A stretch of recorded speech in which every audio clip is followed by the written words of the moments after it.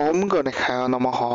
নমস্কাৰ জনাইছো প্ৰত্যেকগৰাকী শ্ৰোতা দৰ্শক সকলোৰে প্ৰত্যেকটো দিন শুভ আৰু মংগলময় হওক তাৰ কামনাৰে আৰম্ভণি কৰিছো অসমীয়া নৱবৰ্ষৰ বিশেষ ৰাশিফল। ৰাশি চক্ৰৰ প্ৰত্যেকটো ৰাশিৰ ওপৰত আধাৰিত এই বিশেষ ৰাশিফলে আপোনালোকৰ প্ৰত্যেকজন ব্যক্তিৰ ৰাশিফল আপোনালোকে এই ৰাশিফলত নিশ্চয়কৈ পাব। আমি জ্যোতিষশাস্ত্ৰৰ বিভিন্ন ধৰণৰ ভিডিঅ'সমূহ প্ৰস্তুত কৰি আহিছো।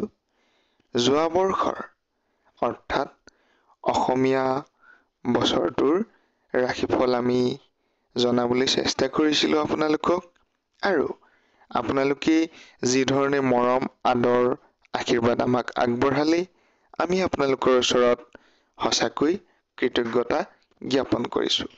কাৰণ যিসকল লোকেই আমাক উৎসাহ উদ্দীপনা আগবঢ়াইছে ভিডিঅ'সমূহ প্ৰস্তুত কৰি যাবলৈ সকলোকেই ধন্যবাদ আৰু কৃতজ্ঞতা জনাইছো।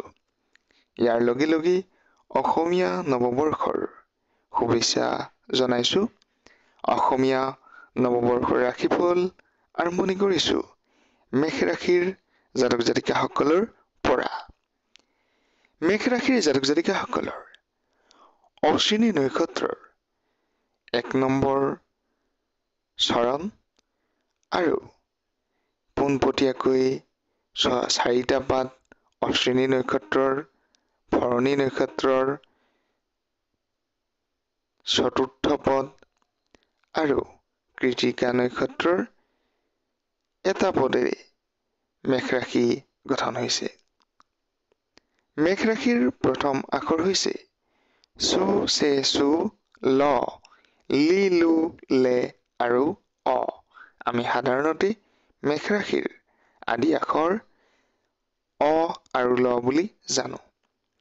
এই ৰাশিৰ অধিপতি মংগল গ্ৰহ আৰু কালপুৰুষৰ মস্তকত জন্মজাত ব্যক্তি পোনপটীয়াকৈ সাধাৰণতে স্বাধীন মনৰ ব্যক্তি হয় আৰু স্বাভিমানী হয়। পোনপটীয়াকৈ যদি ক'ব বিচৰা যায় এই বৰ্ষৰ বিশেষ ৰাশিফলৰ কথা, তেনেহলে এই চৰিত্ৰ বা বৈশিষ্ট্যৰ কথাখিনি ক'ব পৰা যায়। মেষ ৰাশিৰ জাতক জাতিকাসকল ধীৰ স্বভাৱৰ, আত্মপ্ৰকাশ কৰিব বিচৰা স্বভাৱৰ হয়। বিভিন্ন ক্ষেত্ৰত অগ্ৰগতি কৰিব পাৰে মেষ ৰাশিৰ জাতক জাতিকাসকলে। এই বৰ্ষত অৰ্থাৎ অসমীয়া নৱবৰ্ষত এই ৰাশিৰ কৰ্মৰ অধিপতি গ্ৰহ শনি ভাগ্যৰ স্থানত থকাৰ বাবে কৰ্ম প্ৰাপ্তিৰ যোগ, চাকৰি লাভৰ যোগ আছে। ধনৰ অধিপতি শুক্ৰ তুংগী হোৱাৰ বাবে কষ্ট অনুযায়ী নিজৰ উপাৰ্জন বৃদ্ধি হ'ব। সপ্তমত শুক্ৰ গ্ৰহ তুংগী হোৱাৰ বাবে নতুন ব্যৱসায় বাণিজ্যত যোগাযোগ ঘটিব বুলি কোৱা হৈছে আৰু দ্বাদশত শুক্ৰৰ প্ৰভাৱত সাৱধান হ'ব লাগে।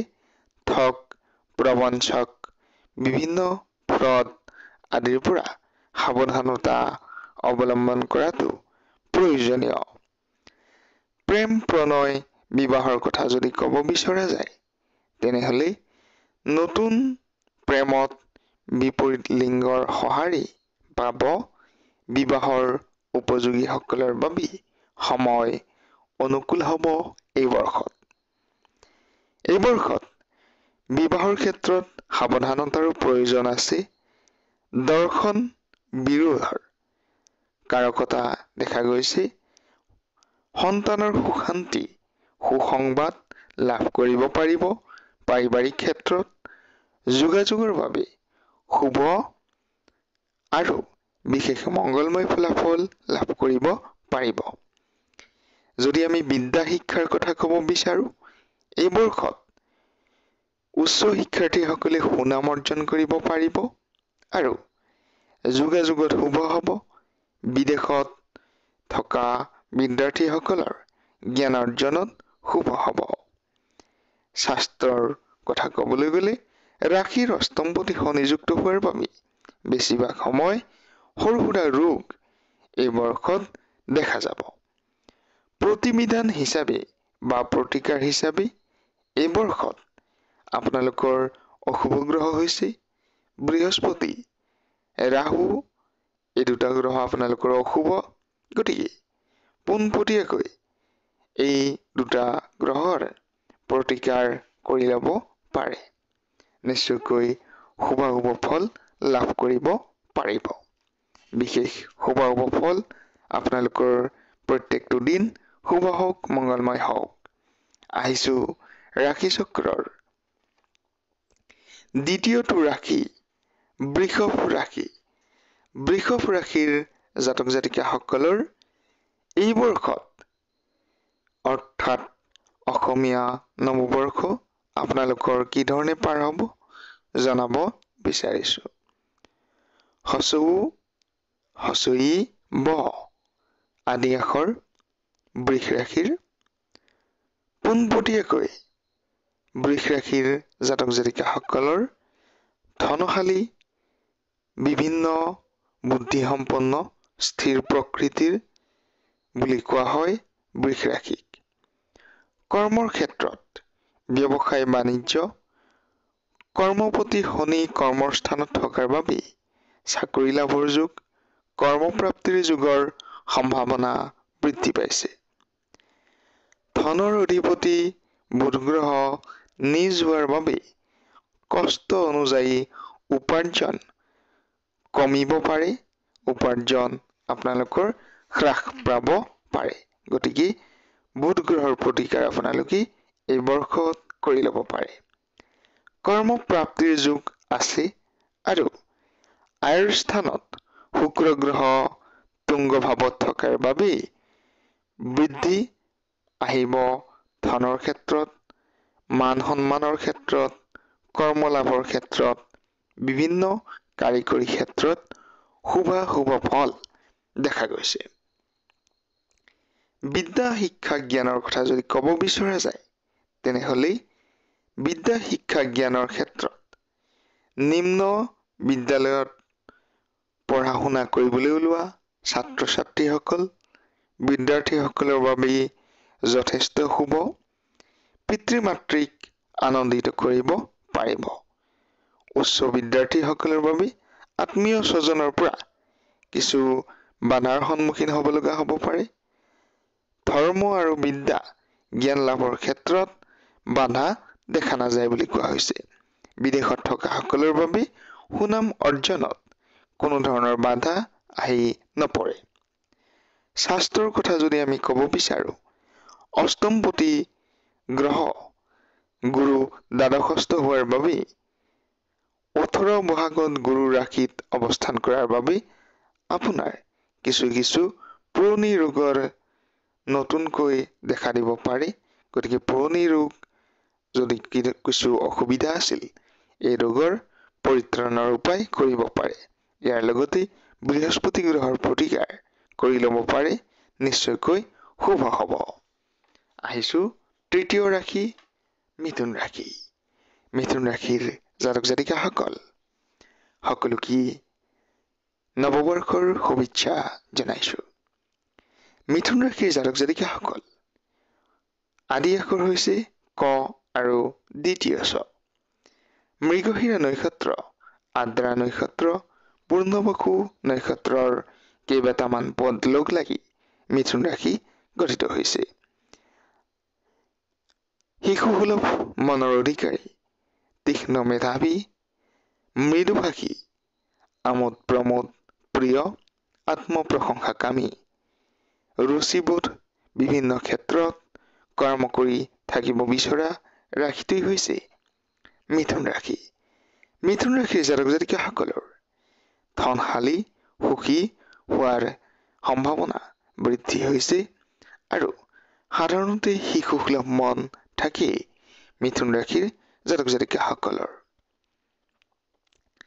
কৰ্মৰ স্থান, ধনৰ স্থান ব্যৱসায় বাণিজ্য কি ধৰণে আৰম্ভণি হ'ব অসমীয়া নৱবৰ্ষত তাকেই জনাব বিচাৰিছো। মিথুন ৰাশিৰ জাতক জাতিকাসকলৰ ধনৰ অধিপতি ৰাশিত অৱস্থান কৰাৰ বাবে ঋণগ্ৰস্ত লোকসকলৰ ঋণ মুক্তি হ'ব বুলি কোৱা হৈছে। উপাৰ্জনত কোনো ধৰণৰ বাধা নাহিব। উচ্চ লোকৰ পৰা সহায় প্ৰাপ্তি পাব। গুৰুৰ প্ৰভাৱত ব্যৱসায় বাণিজ্যত উত্থান, নতুন কৰ্ম প্ৰাপ্তিৰ যোগ। উচ্চ কৰ্মত তলতীয়া কৰ্মচাৰীৰ পৰা কোনো ধৰণৰ বাধা নাহে। গতিকে শুভ ফল নিশ্চয়কৈ আহিব এই বৰ্ষত। প্ৰেম প্ৰণয় বৈবাহিক পাৰিবাৰিক ক্ষেত্ৰত যদি আমি ক'ব বিচাৰো, গুৰুৰ সপ্তমলৈ পূৰ্ণ দৰ্শনে প্ৰেম প্ৰণয়ত মনে বিচৰা বিপৰীত লিংগৰ সঁহাৰি বিবাহৰ উপযুক্ত বয়স হোৱা জাতক জাতিকাসকলৰ বাবে যোগাযোগত আপোনাৰ কনিষ্ঠ ব্যক্তিৰ পৰা সহায় পাব আৰু কনিষ্ঠ ব্যক্তিৰ সহায়ত বিবাহৰ ক্ষেত্ৰত শুভ যোগ আহিব। বৈবাহিক ক্ষেত্ৰত কোনো ধৰণৰ বাধা নাই। 15 মে'ৰ পৰা সাধাৰণ সৰু সুৰা বিবাদৰ যোগ কিন্তু দেখা যায়। গতিকে সাৱধানতা মে' মাহৰ পৰা অৱলম্বন কৰিব লাগিব। বিদ্যা শিক্ষা জ্ঞান বিদ্যা বুদ্ধিৰ কাৰক পোনপটীয়াকৈ যদি ক'ব বিচৰা যায়, বিদ্যা জ্ঞান অনুযায়ী প্ৰতিভা বিকাশত কোনো ধৰণৰ বাধা নাই বুলি কোৱা হৈছে। কষ্টৰ চেষ্টা কষ্টৰ ফল লাভ কৰিব পাৰিব।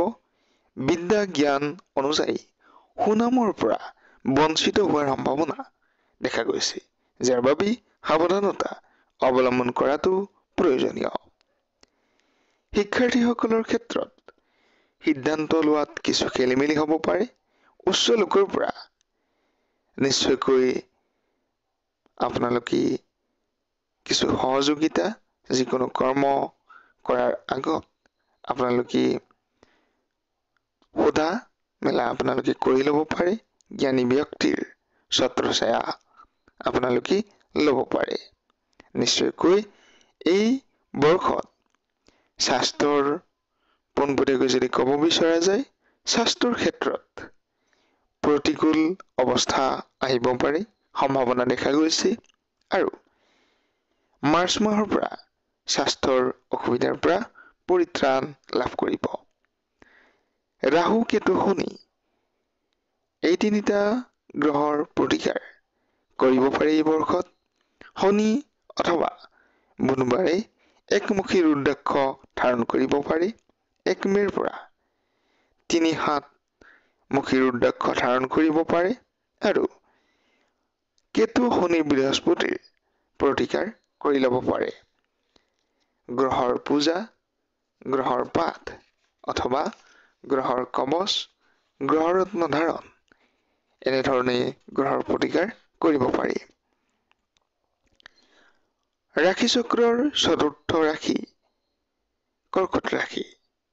কৰ্কট ৰাশিৰ জাতক জাতিকাসকল দ আৰু হ এই দুইটা আখৰ সাধাৰণতে দেখা যায়। কৰ্কট ৰাশিৰ জাতক জাতিকাসকল পূৰ্ণবসু, পুষ্যা আৰু অশ্লেষা নক্ষত্ৰৰ দ্বাৰা গঠিত হৈছে। এই ৰাশিৰ অধিপতি চন্দ্ৰ কালপুৰুষৰ হৃদয় সাধাৰণতে ধৰ্মপৰায়ণ, কুলশ্ৰেষ্ঠ, সত্যবাদী, দেৱতা ব্ৰাহ্মণৰ প্ৰতি ভক্তি সংযুক্ত আৰু সমাজপ্ৰিয় ব্যক্তি হয় কৰ্কট ৰাশিৰ জাতক জাতিকাসকল। কৰ্কট ৰাশিৰ জাতক জাতিকাসকলৰ এই বৰ্ষত কৰ্ম, ধনৰ স্থান, ব্যৱসায়ৰ স্থান। এই বৰ্ষত ধনৰ অধিপতি ভাগ্যৰ স্থানত অৱস্থান কৰাৰ বাবে ভাগ্যত আপোনালোকৰ উন্নতি আহিছে। ধন লাভ, ধন বৃদ্ধি, কৰ্মপ্ৰাপ্তি, ব্যৱসায় বাণিজ্যত সাধাৰণ বাধা কোনো ফালৰ পৰাই নাহিব বুলি কোৱা হৈছে। এই বৰ্ষত আপোনালোকৰ উচ্চ কৰ্মত সুনাম প্ৰাপ্তিত সৰু সুৰা বাধা আহিব পাৰে বুলি কোৱা হৈছে। 29 মাৰ্চৰ পৰা শনি ভাগ্যস্থানত যিহেতু যাব, গতিকে 29 মাৰ্চৰ পৰা আপোনালোকৰ শুভ ফল নিশ্চয়কৈ লাভ কৰিব পাৰিব। এই বৰ্ষত প্ৰেম, প্ৰণয়, বৈবাহিক, সাংসাৰিক ক্ষেত্ৰত যদি ক'ব বিচৰা যায় বা পাৰিবাৰিক ক্ষেত্ৰত যদি ক'ব বিচৰা যায়, বছৰটোৰ বেছিভাগ সময় প্ৰেম প্ৰণয়ক লৈ জটিলতা আহিব পাৰে। শুভ কামবোৰ শেষ মুহূৰ্তত হয়তো বাধাৰ সৃষ্টি হ'ব পাৰে। ইয়াৰ বাবেই যি প্ৰতিকাৰ আহিব, এই প্ৰতিকাৰৰ বিষয়ে মই শেষৰ পিনে নিশ্চয়কৈ জনাম। জ্ঞান, বিদ্যা, শিক্ষা, বিদ্যাৰ ক্ষেত্ৰত বছৰটোত বেছিখিনি সময় সুফল প্ৰাপ্তি আহিব বুলি কোৱা হৈছে। মনে বিচৰা উচ্চ বিদ্যা লাভৰ কাৰণে নামভৰ্তিৰ সুযোগ সুবিধা লাভ কৰিব পাৰিব। বন্ধু বান্ধৱী আদিৰে শত্ৰুতা মনোমালিন্য হোৱাৰ সম্ভাৱনাও এই বৰ্ষত আছে, গতিকে সাৱধানতা অৱলম্বন কৰাটো প্ৰয়োজনীয় বুলি কোৱা হৈছে। ধৰ্মীয় অনুষ্ঠান আৰু অন্যান্য সাংস্কৃতিক বিদ্যাৰ ক্ষেত্ৰত সুনাম কৰিবলৈ সুবিধা পাব। জ্ঞান লাভৰ শুভ সময় বুলি কোৱা হৈছে। এই বছৰ স্বাস্থ্যৰ ক্ষেত্ৰত বা দেহ ভাৱৰ ক্ষেত্ৰত যদি ক'ব বিচৰা যায়, স্বাস্থ্যজনিত কিছু অসুবিধা আহিব পাৰে আৰু বিশেষভাৱে এই বৰ্ষত সাৱধানতা অৱলম্বন কৰিব লাগিব স্বাস্থ্যৰ প্ৰতি। প্ৰতিকাৰৰ কথা যদি ক'ব বিচৰা যায়, এই বৰ্ষত শনি বৃহস্পতি আপোনাৰ অশুভ গ্ৰহ, গতিকে শনি গ্ৰহৰ প্ৰতিকাৰ আৰু বৃহস্পতি গ্ৰহৰ প্ৰতিকাৰ কৰি ল'ব পাৰে। এই প্ৰতিকাৰসমূহ যদি সঠিক গ্ৰহৰত্ন বা বিশুদ্ধ গ্ৰহৰত্নেৰে কৰা যায়, তেনেহ'লে সৰ্বতো প্ৰকাৰৰ গ্ৰহদোষ, সৰ্বতো প্ৰকাৰৰ শুভ গ্ৰহৰ শুভ দৃষ্টিৰ পৰা পৰিত্ৰাণ পাব পাৰি। সেই ৰত্ন বা যি মণি বা ষ্ট'ন প্ৰকৃত আৰু বিশুদ্ধ হ'ব লাগিব। আজিকালি বজাৰত বিভিন্ন ধৰণৰ ভেজাল গ্ৰহৰত্নসমূহ পোৱা যায়, গতিকে তাৰ পৰা বিৰত কিন্তু থাকিব লাগিব। সুফল তেতিয়া লাভ কৰিব পাৰিব। এই দুই গ্ৰহৰ আপোনালোকে প্ৰতিকাৰ কৰি ল'ব পাৰে। আইজো ৰাশি চক্ৰৰ চতুৰ্থ ৰাশি সিংহ ৰাশি। সিংহ ৰাশিৰ জাতক জাতিকাসকলৰ নামৰ প্ৰথম আখৰ ম আৰু মূৰ্ধন্য ত, মঘা নক্ষত্ৰ, পূৰ্বা ফাল্গুনী নক্ষত্ৰ, উত্তৰ ফাল্গুনী নক্ষত্ৰৰ কেইবাটাও চৰণ লগ লাগি সিংহ ৰাশি গঠিত হৈছে। এই ৰাশিৰ অধিপতি গ্ৰহ হৈছে ৰবি আৰু কালপুৰুষৰ উদৰত জন্ম বুলি কোৱা হৈছে। সাধাৰণতে স্বচিন্তাত মগ্ন, উদাস মন, খাদ্যৰসিক, নিৰ্জনতা প্ৰিয়, সীমিত বন্ধু বান্ধৱী আৰু উচ্চ অভিলাষী, নেতৃত্বশীল মনৰ, স্বাভিমানী, নিচৰ্য, খঙাল প্ৰকৃতিৰ কিন্তু ক্ষণস্থায়ী। এই ৰাশিৰ জাতক জাতিকাসকলৰ সাধাৰণতে ঐশ্বৰ্যশালী, আত্মনিপুণ আৰু স্বামী উন্নতিকাৰী, সুন্দৰ আৰু সৌভাগ্যশালী হয়।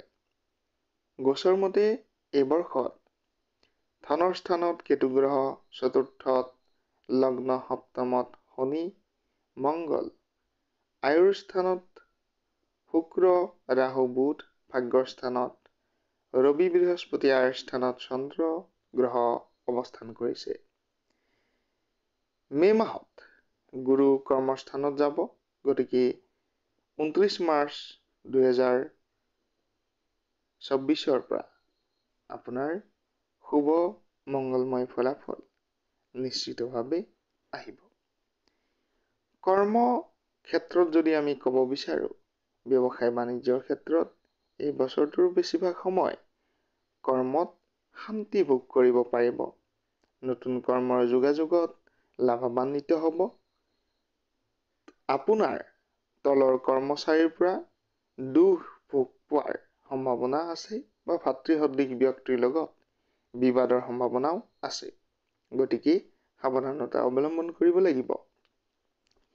পোনপটীয়াকৈ প্ৰেম প্ৰণয় বিবাহ পাৰিবাৰিক ক্ষেত্ৰৰ যদি কথা ক'ব বিচৰা যায়, প্ৰেম প্ৰণয়ৰ ক্ষেত্ৰত আপোনালোকে পদে পদে বাধা প্ৰাপ্তিৰ যুগ এই বৰ্ষত আহিব পাৰে। প্ৰেমৰ যোগাযোগ হঠাৎ তৃতীয় পক্ষৰ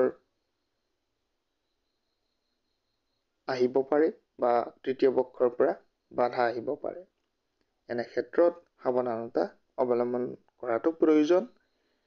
পাৰিবাৰিক ক্ষেত্ৰত শুভ ফলাফল আৰু বিবাহৰ ক্ষেত্ৰত শুভ ফলাফল দেখা গৈছে। শিক্ষা বিদ্যা জ্ঞান বিদ্যা বুদ্ধি প্ৰকাশৰ সময়। শিক্ষাৰ ক্ষেত্ৰত শুভ যোগ, যোগাযোগৰ শুভ ফল, উচ্চ বিদ্যা লৈ থকাসকলৰ বাবে সুনামৰ কাৰকতা আছে। বিভিন্ন বিষয়ত বিদ্যা শিক্ষাত সুনাম অৰ্জন কৰিব পাৰিব। ধৰ্মীয় আৰু জ্ঞান বিজ্ঞানৰ ক্ষেত্ৰত জ্ঞান লাভ সম্ভাৱনা বৃদ্ধি পাইছে। এই বৰ্ষত যদি স্বাস্থ্যৰ কথা ক'ব বিচৰা যায়, মধ্যমীয়া ফলাফল লাভ কৰিব। বিভিন্ন প্ৰকাৰৰ এই বৰ্ষত এলেহুৱা মনৰ কাৰণে কিছু অসুবিধা আহিব পাৰে আৰু কিছু ৰোগৰ পৰা উপশম পোৱাৰ সম্ভাৱনা বৃদ্ধি পাইছে। প্ৰতিবিধান বা প্ৰতিকাৰৰ কথা যদি ক'ব বিচৰা যায়, সিংহ ৰাশিৰ জাতক জাতিকাসকলৰ বাবে বৰ্তমান বছৰটোত শনি ৰাহু কেতু অশুভ। গতিকে শনি ৰাহু কেতুৰ বাবে আপোনালোকে গ্ৰহ কৱচ গ্ৰহৰত্ন বা আপোনালোকে গ্ৰহৰ পূজা কৰিব পাৰে। এনে কৰিলেই গ্ৰহৰ অশুভ দৃষ্টিৰ পৰা হাত সাৰিব পাৰি আৰু সৰ্বতো প্ৰকাৰৰ সমৃদ্ধি আহে। আহিছো কন্যা ৰাশিলৈ। কন্যা ৰাশিৰ জাতক জাতিকাসকলৰ পোনপটীয়াকৈ উত্তৰ ফাল্গুনী নক্ষত্ৰ, হস্তা নক্ষত্ৰ, চিত্ৰ নক্ষত্ৰলৈ গঠিত হৈছে। কন্যা ৰাশিৰ জাতক জাতিকাসকলৰ কালপুৰুষৰ নিৰ্দেশ পোনপটীয়াকৈ কঁকালত জন্ম বুলি কোৱা হৈছে আৰু কন্যা ৰাশিৰ জাতক জাতিকাসকলৰ ব্যক্তি সাধাৰণতে ক্ষমাশীল, ধাৰ্মিক, ব্ৰাহ্মণ পূজক, ৰুচিকাৰক আৰু সৰ্বতো প্ৰকাৰৰ মৰমীয়াল হয় বুলি কোৱা হয়। গতিকে এই বৰ্ষত আপোনালোকৰ গোচৰ মতে পোনপটীয়াকৈ কেতু তৃতীয়ত লগ্ন, গোচৰ মতে কেতু তৃতীয়ত লগ্ন, শত্ৰুৰ স্থানত শনি মংগল, সপ্তমত শুক্ৰ, ৰাহু বুধ আৰু ৰবি বৃহস্পতি আছে। আনফালে কৰ্মস্থানত চন্দ্ৰ অৱস্থান কৰিছে। এনে ক্ষেত্ৰত এই বৰ্ষত ধনৰ ক্ষেত্ৰত শুভ ফল, ঋণ মুক্তিৰ যোগ, সম্পদ বৃদ্ধিৰ যোগ, স্ব উপাৰ্জন বৃদ্ধিৰ যোগ আৰু সৰ্বতো প্ৰকাৰৰ উন্নতি সমৃদ্ধিৰ যোগ দেখা গৈছে। গতিকে আপোনাৰ এই বৰ্ষত যথেষ্ট শুভ ফল দেখা গৈছে। কৰ্ম ব্যৱসায়ৰ ক্ষেত্ৰত যদি আমি ক'ব বিচাৰো, ধনৰ ক্ষেত্ৰত ঋণ মুক্তি লাভৰ যোগেই প্ৰাধান্য দিব পাৰি। প্ৰেম প্ৰণয় বৈবাহিক ক্ষেত্ৰত শুভ ফল আছে। মাজে মাজে কিছু দুশ্চিন্তাই দেখা দিব পাৰে, যাৰ বাবে অশুভ গ্ৰহৰ প্ৰতিকাৰ কৰাটো প্ৰয়োজনীয়। পোনপটীয়াকৈ বিবাহৰ উপযোগী সকলৰ বাবে শুভ সময় বুলি কোৱা হৈছে বিবাহৰ বাবে। স্বাস্থ্যৰ ক্ষেত্ৰত এই বৰ্ষত পুৰণি ৰোগৰ পৰা উপশম পোৱাৰ সম্ভাৱনা বৃদ্ধি পাইছে আৰু যান বাহনৰ পৰা সাৱধানতা অৱলম্বন কৰাটো প্ৰয়োজনীয় বুলি কোৱা হৈছে। প্ৰতিকাৰ হিচাপে এই বৰ্ষত আপোনালোকে ৰাহু বৃহস্পতি কেতু গ্ৰহৰ প্ৰতিকাৰ কৰিব পাৰে। এনে কৰিলেই শুভ ফল লাভ কৰিব পাৰিব। আহিছো তুলা ৰাশিলৈ। তুলা ৰাশিৰ জাতক জাতিকাসকল চিত্ৰা নক্ষত্ৰ, ষষ্ঠী নক্ষত্ৰ আৰু বিশাখা নক্ষত্ৰৰ কেইবাটাও চৰণ লৈ গঠিত হৈছে। এই ৰাশিৰ অধিপতি শুক্ৰ কালপুৰুষৰ নাভিৰ জন্ম বুলি কোৱা হৈছে বা তলপেটত জন্ম বুলি কোৱা হৈছে। সাধাৰণতে উত্থান পতনযুক্ত বিদ্যাৰ অনুৰাগী, বহুভাষী, জ্যোতিষ শাস্ত্ৰ জ্ঞানী, দাৰ্শনিক মনোভাৱৰ ব্যক্তি হয় তুলা ৰাশিৰ জাতক জাতিকাসকল। এই ৰাশিৰ জাতক জাতিকাসকলৰ বিশেষভাৱে গোচৰ মতে দ্বিতীয়ত লগ্ন, পঞ্চমত শনি, মংগল, শত্ৰুৰ স্থানত শুক্ৰ ৰাহু বুধ, সপ্তমত ৰবি বৃহস্পতি, ভাগ্যৰ স্থানত চন্দ্ৰ, ব্যয়ৰ স্থানত কেতু অৱস্থান কৰিছে। এই বৰ্ষত কৰ্ম, ব্যৱসায়, বাণিজ্যৰ ক্ষেত্ৰত ভাগ্যৰ স্থানত হোৱাৰ বাবে আপোনালোকৰ বিশেষভাৱে সুবিধা বৃদ্ধি হ'ব। কৰ্মত জটিলতা হ্ৰাস, সুনাম প্ৰাপ্তিৰ যোগ বৃদ্ধি পাইছে। 1 মে'ৰ পৰা আপোনালোকৰ সৰ্বতো প্ৰকাৰৰ উন্নতি সমৃদ্ধিৰ যোগ বৃদ্ধি পাব। ব্যৱসায় বাণিজ্যত শুভ আৰু কৰ্মৰ ক্ষেত্ৰত কৰ্মপ্ৰাপ্তিৰ যোগ দেখা গৈছে। এই বৰ্ষত প্ৰেম প্ৰণয়ৰ মাজেৰে বিবাহৰ যোগাযোগ আগবাঢ়িব বুলি কোৱা হৈছে। বিবাহৰ উপযোগীসকলৰ বাবে শুভ সময়। শুভ যোগত কোনো ধৰণৰ বাধা নাই। 1 মে'ৰ পৰা প্ৰেমৰ বুজাবুজিত বাধা আহিব পাৰে আৰু তৃতীয় পক্ষৰ পৰা ক্ষতিৰ সম্ভাৱনা দেখা গৈছে। বৈবাহিক ক্ষেত্ৰত কোনো ধৰণৰ বাধাৰ কথা নাই।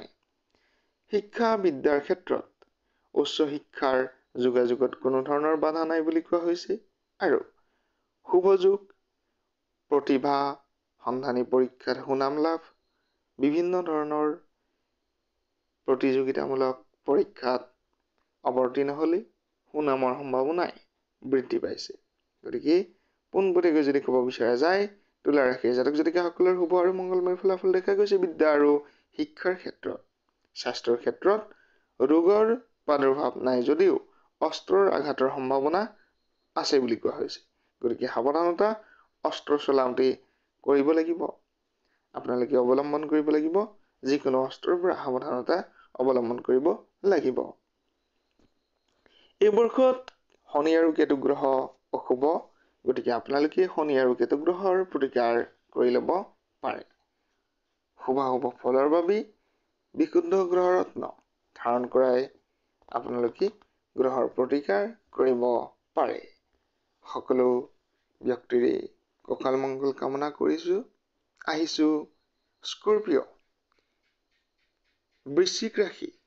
বৃশ্চিক ৰাশিৰ জাতক জাতিকাসকলৰ আদি আখৰ ন-জ, বিশাখা নক্ষত্ৰ, অনুৰাধা নক্ষত্ৰ, জ্যেষ্ঠা নক্ষত্ৰৰ দ্বাৰা গঠিত বৃশ্চিক ৰাশি।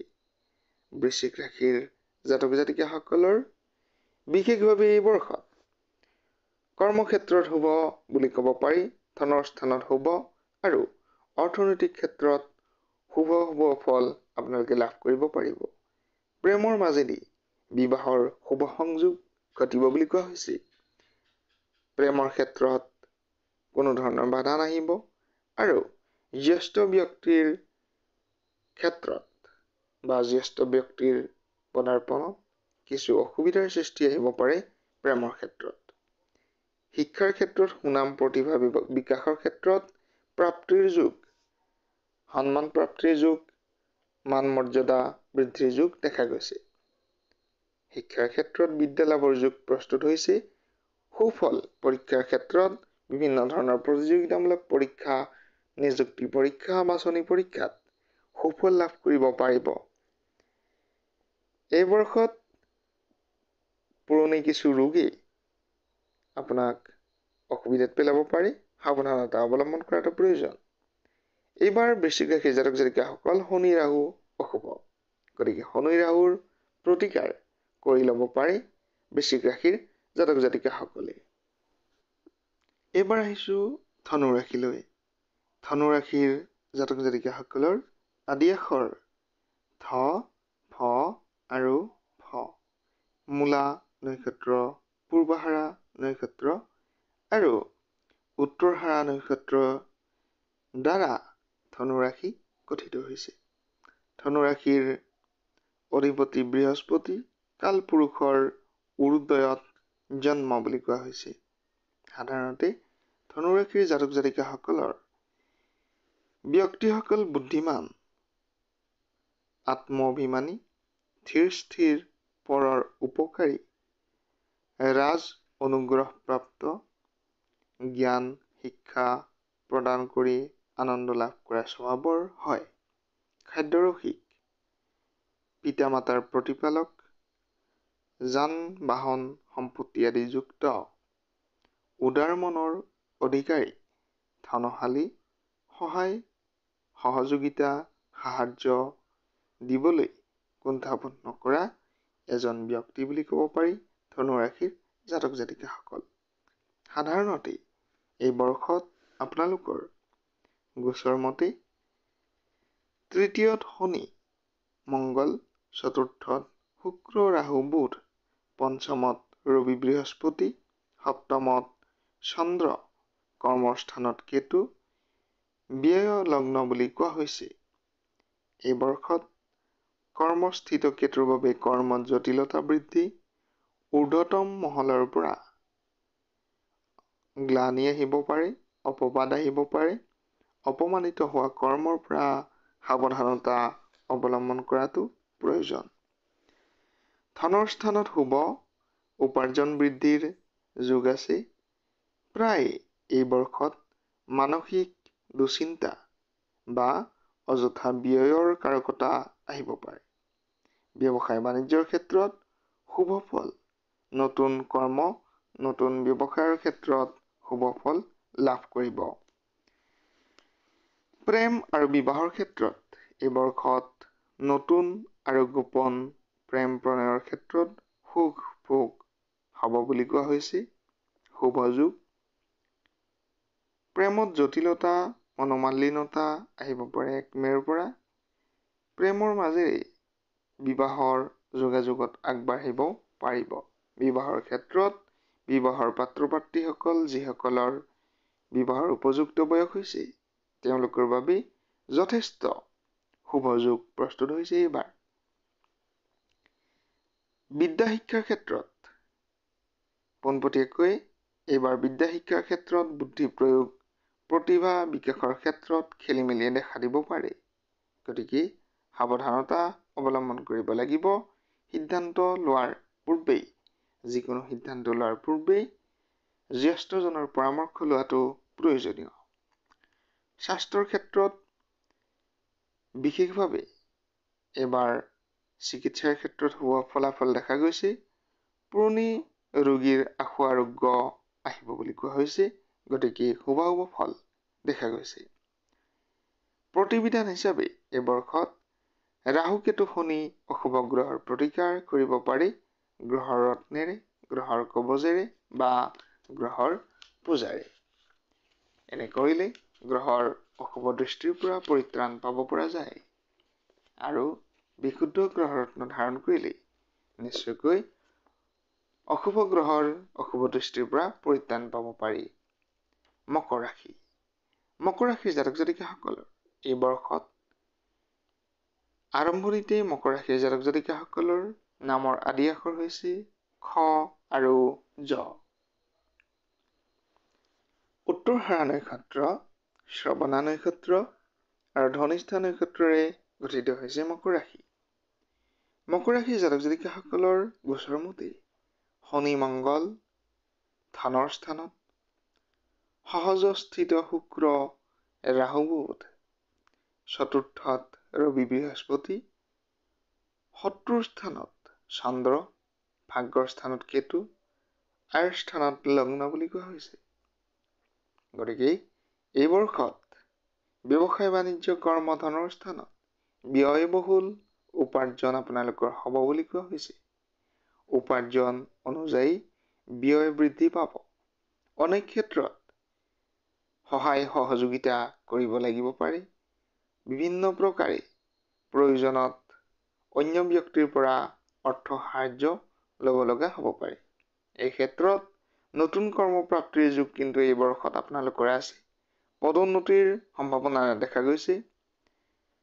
ব্যৱসায় বাণিজ্যৰ ক্ষেত্ৰত শুভ ফল বুলি ক'ব পাৰি আৰু এই বৰ্ষত যোগাযোগ ৰাজ সাহায্য প্ৰাপ্তিৰ যোগ দেখা গৈছে।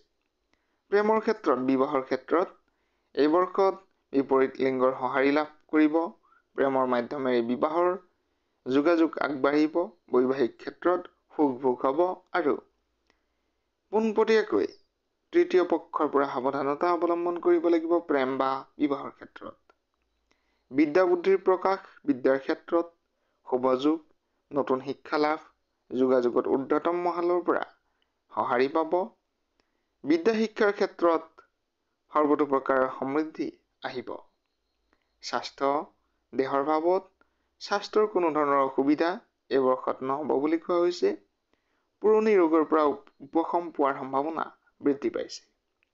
প্ৰতিকাৰ হিচাপে কেতু আৰু বৃহস্পতি গ্ৰহৰ প্ৰতিকাৰ এই বৰ্ষত কৰিব পাৰে, শুভ ফল লাভ কৰিব। আহিছো কুম্ভ ৰাশিলৈ। কুম্ভ ৰাশিৰ জাতক জাতিকাসকলৰ ধনিষ্ঠা, শতভিষা আৰু পূৰ্ব ভাদ্ৰপদ নক্ষত্ৰে গঠিত হৈছে।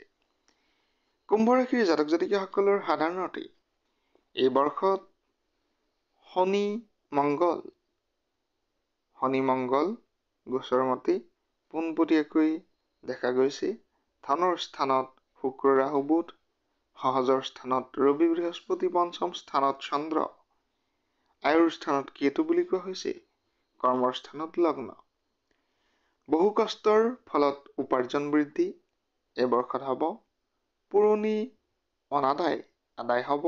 ঋণ পৰিশোধৰ সময়, ঋণ পৰিশোধ কৰাৰ বাবে ক্ষমতা আহিব। কৰ্মময় জীৱনত জটিলতাই দেখা দিব পাৰে।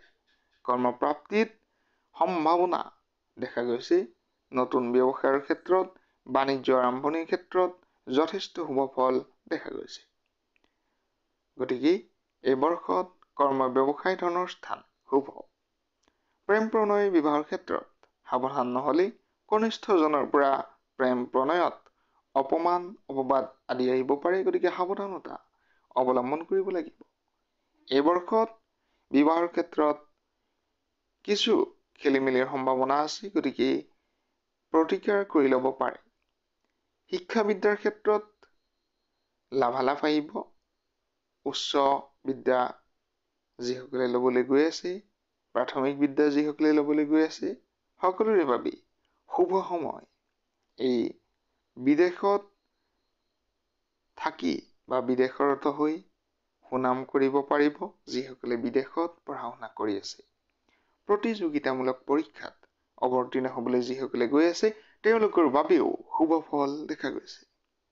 প্ৰতিকাৰ হিচাপে শনি ৰাহু বৃহস্পতি গ্ৰহৰ প্ৰতিকাৰ এই বৰ্ষত আপোনালোকে কৰি ল'ব পাৰে। শুভ ফল লাভ কৰিব পাৰিব।